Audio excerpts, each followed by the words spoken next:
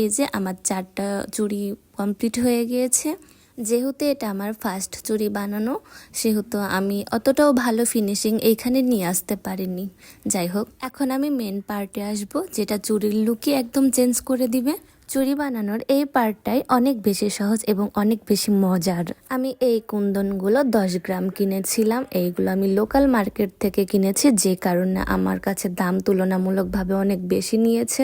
10 গ্রাম কুন্দনের মূল্য অনলাইন পেজে আমি 20 টাকা দেখেছিলাম, কিন্তু ডেলিভারি চার্জ 120 টাকা হওয়ার জন্য আমি লোকাল মার্কেট থেকে এই কুন্দনগুলো কিনে নিয়েছি। এই কুন্দনের মূল্য নিয়েছিল 10 গ্রাম 40 টাকা।